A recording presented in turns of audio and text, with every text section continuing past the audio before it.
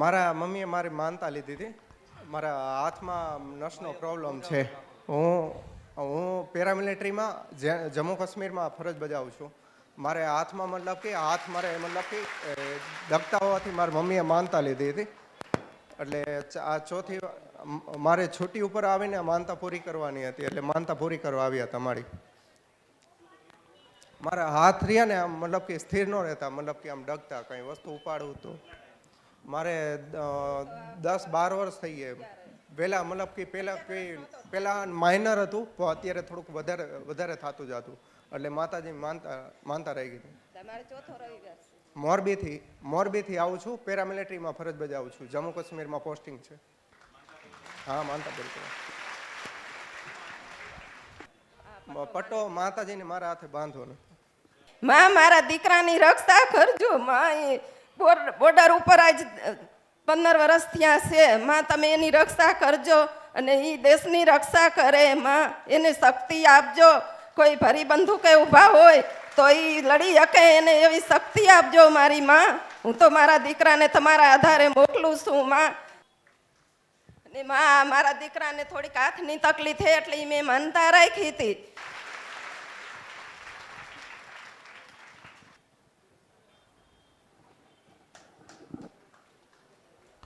હનુમાનજીનું મંદિર ક્યાં છે?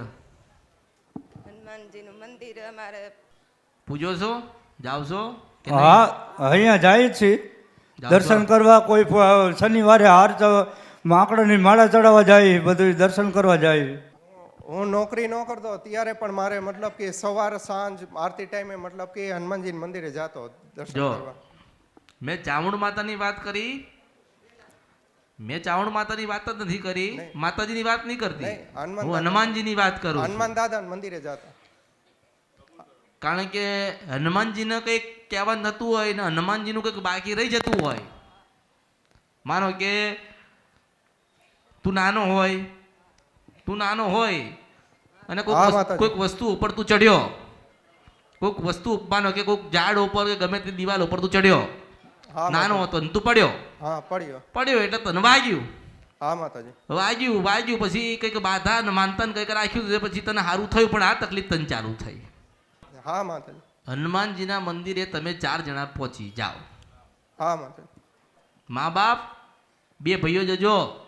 હા માતાજી. હનુમાનજીના મંદિરે 2 પગ લેજો ચાંદીના ને 2 હાથ લેજો ને હનુમાનજીના મંદિરે જજો. હા માં. અને 5 કિલો બુંદીના લાડવા. હા માં. આટલી વસ્તુને શ્રીફળ. હા માં. બધા 4 જણા ભેગા થાવ. હા. અને હનુમાનજીને અર્પણ કરો. હા માં.